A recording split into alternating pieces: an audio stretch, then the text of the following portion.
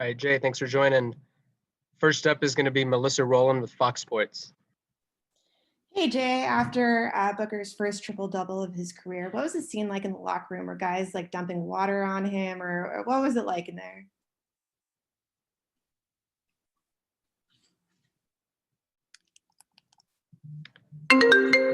Muted.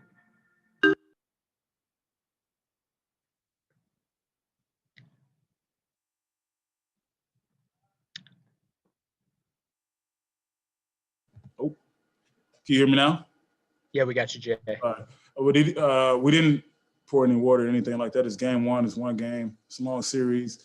But he did a great job of just controlling the game. I felt like he did a good job of playing on the ball a lot tonight and making his reads. They threw a lot of different coverages at him, and he was poised, and a lot of guys was able to play and make plays off of his double team and off his playmaking. So it was great.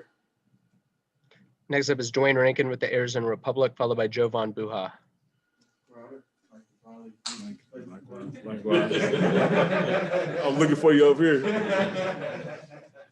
Wanted to just ask about what adjustment did you see throughout the game that you guys made with Chris being out that led to you guys winning?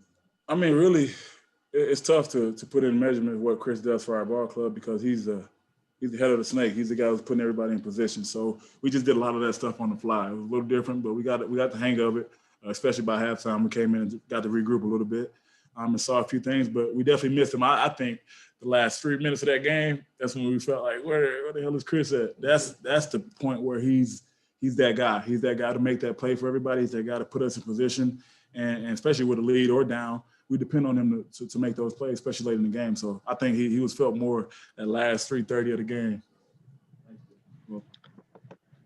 Next up is going to be Jovan Buha with the Athletic, followed by Kellen Olson. Hey, Jay. DA had 20 points tonight, and you guys as a team had 54 points in the paint. They adjusted in the second half by starting Zubats and going a little bit bigger to match you guys. What did you think of his performance in the paint and kind of making them pay for going smaller against him?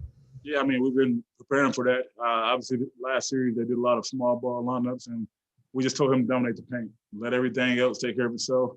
Dominate the paint, fly around on defense, and he did exactly that and made those guys adjust a little bit. But I'm sure that's a good ball club. They have good players, so they're going to give a lot of different lineups, a lot of different scenarios and throughout the game. We got to just adjust, and we're prepared for everything. We're prepared for it. We're ready for it. We just got to calm down a little bit, relax, and just adjust and start to make plays on both ends of the court.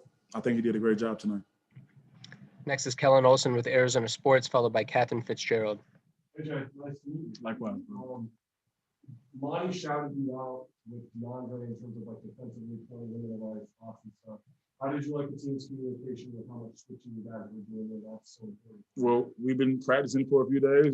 We knew it was going to be loud in here, so our communication had to be 10x. It had to be on point throughout the whole night. And that's what I hang my hat on. I'm one of the leaders of the team. Obviously, I got the scout report very, very well, and I just want to put my teammates in position to be successful and put myself in position. So I was just trying to do my part, especially with C out too. He does a great job of communicating on both ends of the court, and I just knew I had to pick it up a little bit since one of our leaders are out. So, but DeAndre did a great job of just reacting. He had a few missed coverages, but we expect that. He's getting put in some situations that he's not used to. They're just trying to bring him out on the perimeter a lot, but he did a good job of just being active and still coming back and boarding the ball. So it was great. Next up is Catherine Fitzgerald with the Arizona Republic, followed by Gina Mizell.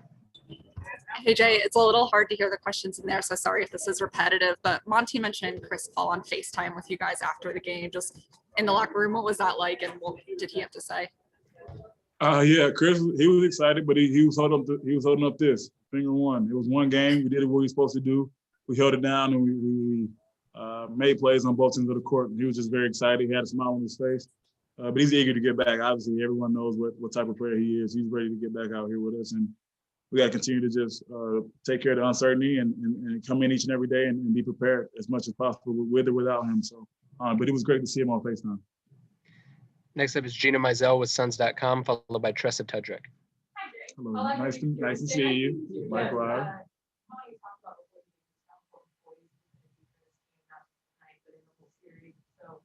Paul George is going off and Tim and Booker kind of going at it in the third quarter. How are you guys able to weather that? They're we just can't respond to it. Those guys went on the runs. We know basketball is a game of runs, and we just prepared for whatever. But we know when the other team goes on a run, we've been saying it all series, all playoffs. You got to respond. Whether it be getting a stop on defense, or whether it be getting a good shot on the offensive end. But I think we did a great job of just trying to limit those runs as much as possible on their side. And whenever they did go on a run, obviously they got some heck of a players over there. When they do go on a run, we got to respond to it. And I think tonight we did it the right way. That's honestly what it comes down to, especially with one of our playmakers and leaders out of the lineup. So we did a good job, everybody who played. Next up is Trusted Tudrick with Channel 3, Channel 5, followed by Chris Haynes. Hi, Jay. Thanks for your time. I just want to, sorry if this is a little repetitive, but Monty Williams said that Booker imposed his will tonight. You guys have seen how he's been able to play, but to see it on a national stage and the rest of the country kind of get behind Booker, what does this game do? I know it's only one game, but to see him have a big breakout performance like this in his first ever triple-double. I mean, I expected it. I know what type of player he is. I don't understand how everyone's acting surprised at this point. Obviously, this is his first time at this level, at this stage, but he's capable. He's more than capable. He's more than ready. He prepared like no other. He's in the gym. He's preparing. He's watching film. So it's no coincidence that he's having games and big games for us, and like a game tonight. We expect him to do that, make plays for not only himself but for others, and that's what he did tonight. He controlled the game, and made plays, made his reads, and he was very poised. So that's what I expect. I knew what he was capable of. That's why I wanted to come over here and play alongside him, just to be a part of it, and give him some help to win some games. Got time for 3 more. Next is Chris Haynes with Turner, followed by Kirsten Susel. Hey, Jay, you look at the landscape of the playoffs, the teams that's left. I don't think any of the teams will qualify as a so-called super team. What does that say about the teams that's left? And you guys from top and bottom may not be a lot of household names, but you guys are dominating like you are. You so-called. I mean, I'd rather be a full team than be top heavy. I've been on both sides of that. I've saw it. I played with it. I've been a part of it. But it's much easier for everything to start clicking, especially this time of the year when you got a full roster. Whenever you tap that hand and sub out the game, the guy's coming in is gonna give it his all. It's no big letdowns from when you sub out the game for our team, 1 through 5, 5 through 15. So it's just like it's great to be a part of something special and everybody pushing for the same goal instead of being like a super team and just being top heavy or whatever it is and trying to see where the chips fall. But it's great to be a part of a full, like, we got a real team. We've been saying it all year. A lot of guys, we will get the names as we continue to win games here in the playoffs, but a lot of guys want the same thing, and that's to win games, and that's all it is. You just see a lot of guys wanting to win and giving their all during the games. Final 2 questions are going to be Kirsten Susel with 12 News and Anthony Slater.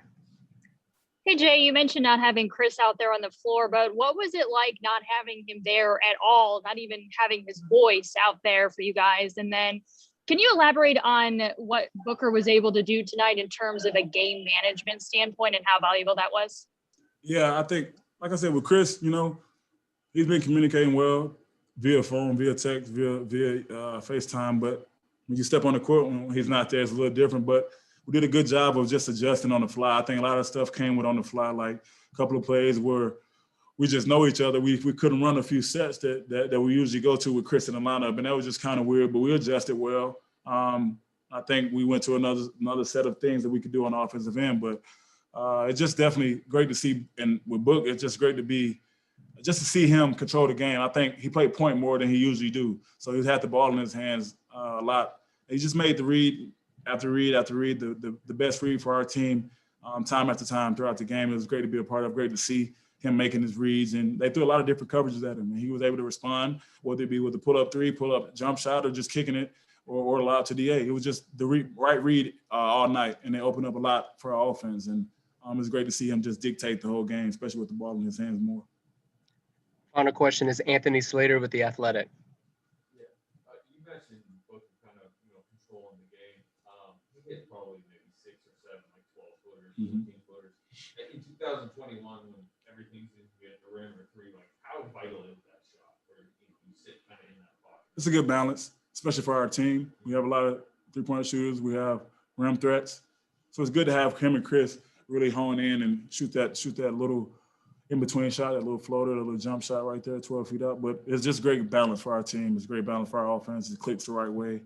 I just think it just works out well. Coach do a good job of putting him in position to attack the defense and make his reads, and he did a great job of all night. But I think it's just good balance for our team, just for him and Chris just to hone that shot and take that shot with confidence is great. Thank you, Give it guys. the time, Jay. Thank you.